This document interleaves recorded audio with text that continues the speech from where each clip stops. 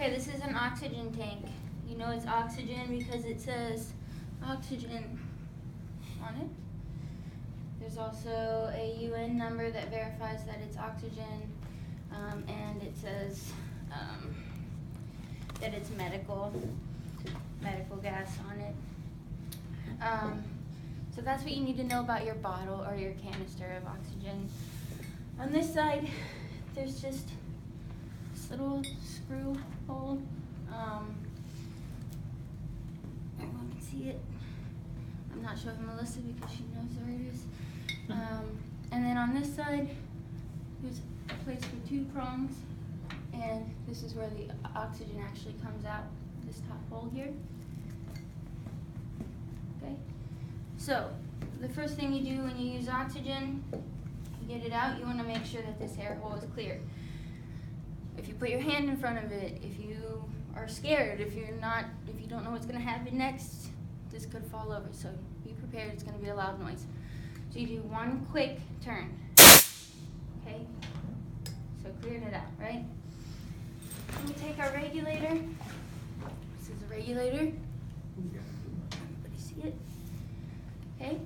So here's those 2 prongs that I showed you the holes for on this side. Just line up the prongs. This is called a key. So over the key, stick the prongs in the holes, and then you want to make this nice and tight so that you don't blow the O-ring once you do turn the oxygen on. So once I have this on, I do one full turn, and the O-ring is not working. Oh, let's test it. Adjust it. We knew this was an issue, but This is Wes, it's the trainer. Should be on there. Yep.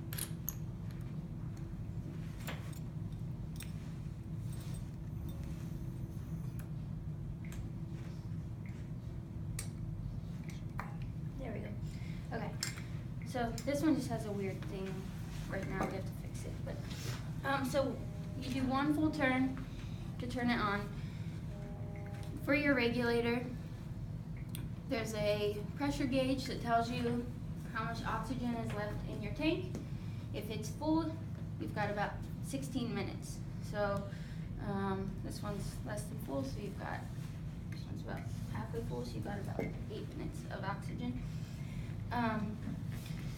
This is called, I call it a flow meter. It could be called an oxygen flow rate meter, whatever you want to call it. This regulates the flow of oxygen. For all of the things that we use, we go all the way up to 15. Okay? So it's just a very simple knob, turns all the way to 15. Okay? And the only other things that you really need to know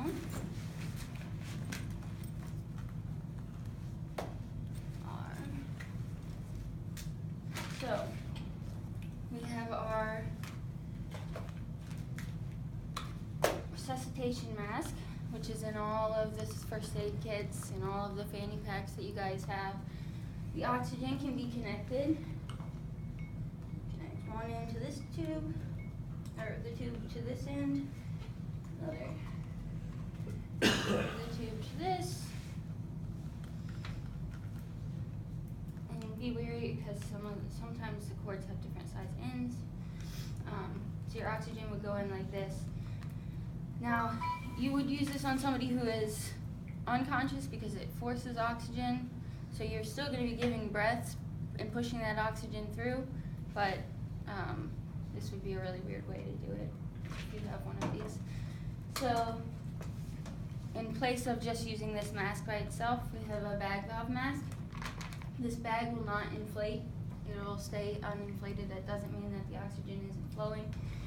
This attaches to this mask. So you're going to have one person seal the mask over the person's face. The other person is going to be administering the breaths. So the first thing you want to do before you put it on anyone's face is make sure that it actually works. Make sure air is coming through. Like I said, this bag will not fill up. One thing to remember, a few things to remember. This is a pediatric size bag valve mask. The other ones are bigger. You only want to squeeze as much as you need to get the chest to clearly rise and fall. So you don't want that big football size one. You don't want to be hammering on someone's lungs. You want the right pressure. The only other one that we have, this is called a non-rebreather. This can only be used on somebody that's conscious and breathing on their own. Well, they could be unconscious, but breathing on their own. This one you want to use for somebody who's not breathing on their own because it forces oxygen. Okay. The only thing special about this, it's called a non-rebreather. Hook up your oxygen to the side. Turn it on. Make sure it's working. You can hear it. It's clearly working. On the ones that work, there's a little knob right in the nose piece. You'll just want to press down on it and it'll fill this reserve bag up. So even if this bag doesn't fill up, you're still going to be getting oxygen pushed through, but this is a reservoir bag and just continuously flows, or keeps a continuous hold of oxygen. So if you did use this one, you just want to fill this bag up. And then if the person's conscious, you can just hand it to themselves because people get weirded out when you come at them with things to put on their face. But other than that, that's pretty much the basics. And then when you're done, you want to turn your tank off. Which I don't know if I just turned it the wrong way, but I'll find out. You want to bleed it. Once the air stops, you know it's off. If you don't bleed it, you could blow the O-ring. So I bled it, turn it back off, and we're done. That's it. So to turn it off, you turn it all the way counterclockwise? Yep, and like I said,